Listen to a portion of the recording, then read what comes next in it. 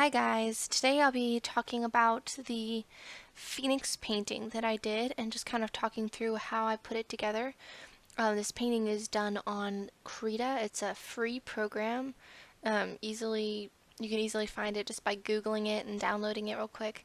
It's kind of a big program, but not as big as Photoshop. Some people think it's better than Photoshop though. That's totally, you can have your own opinion about that. um, I started off doing the outline. I wanted to move the hand, adjust the hand to a better position here. Didn't quite like what was going on with the hair, some weird little crown thing that I was doing, and I was like, let's just have it down. So I put the hair down and finished this outline. Then I moved on to coloring it in. I wanted to make sure that I had all the base colors down. Some people do their paintings in grayscale. I do that sometimes, but in this particular painting I did not. So then I went ahead and repainted the hand. I wanted to make sure that it was kind of a slightly, I don't know, that it looked slightly more realistic. And then I began just kind of adding in the shading of the face. I kind of had a hard time with that one.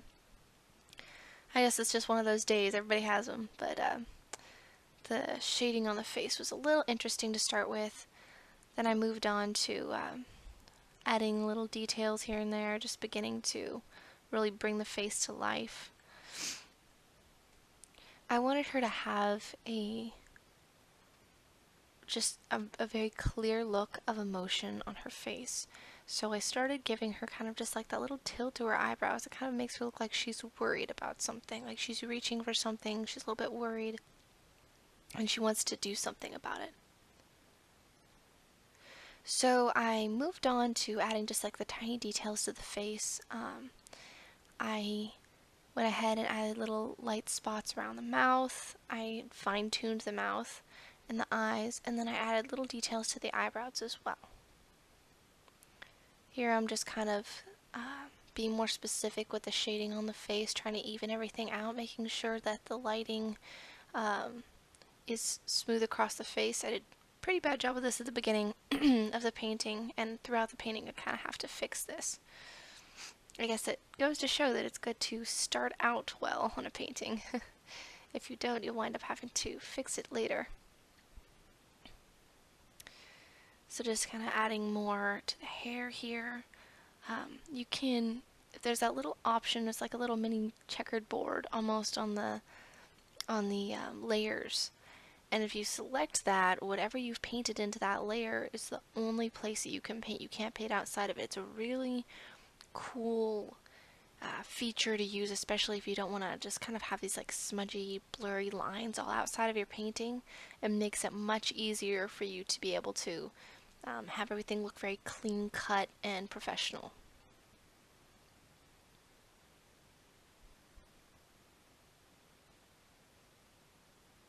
Here I'm beginning to fill in some of the lines, kind of began to add shadows to other part of the body besides just the face and the hair.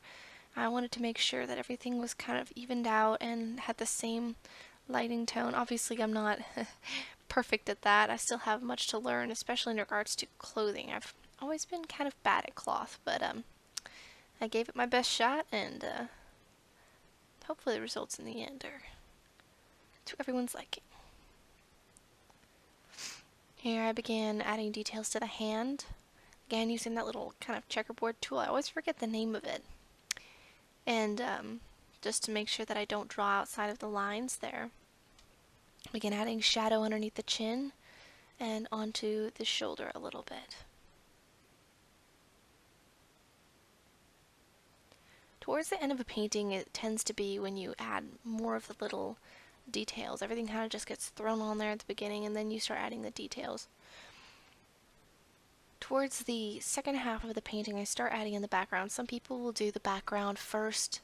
Some people will do the background afterwards. I have a tendency of doing the background last, although I don't know that it's a good habit, because oftentimes, like I experienced with this painting, the first couple of tries wound up backfiring on me because the background was too close in color to the actual character herself, and so it wound up taking away from the character a little bit.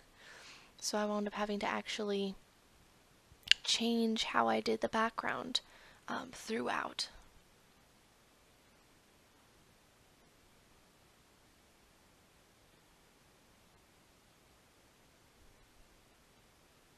And honestly, it wasn't just the color. The color wasn't too bad. It was mostly just I did a really bad job at the beginning of kind of making sure that the contrast was appropriate. So in the end, I had to do a lot of adjustments to fix that problem. Here I'm adding some little, I guess, oh, what's the word? Special characteristics to my character. Kind of make her look unique. I've always liked that little, like, fiery end to the eyelashes. I was that's kind of cool. I've never done it on any of my paintings before, so I was like, hey, I got an opportunity, so I'll do it on this one. Kind of adding more character to her hair. I wanted it to be kind of just flowing more make it more obvious that there's a little bit of a breeze going on, maybe a blast of wind from the little explosion in the background.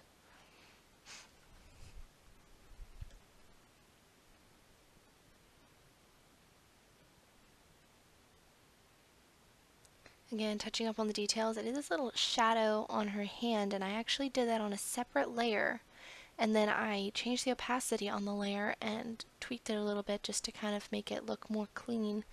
And that's just a really easy way to add a shadow if you kind of realize too late that you didn't add enough shadow to your portion of the painting and you don't really know how to do that. Just in general, it's a good way to add a quick shadow. Or even if you do know how to do it, but it's just kind of an easy way of doing that. Here I'm playing around with the background again, just kind of trying to figure out where I want to go with it, because I really didn't know where I wanted to go with the background after that point, so I just kind of was playing around with it a little bit.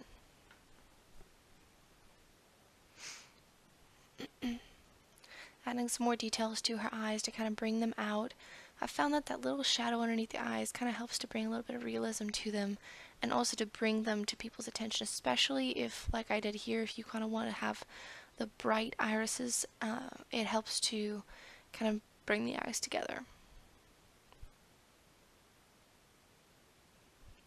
Here I'm doing a little tattoo on her face. Just kind of playing around with the idea. I wanted to see how it would look, so I just messed around with it a little bit. Played around with the color and the size and putting it on both sides of her face. In the end, I wound up only doing it on one side of her face because I just didn't quite like how it looked on both. And there you have it. Thanks for watching.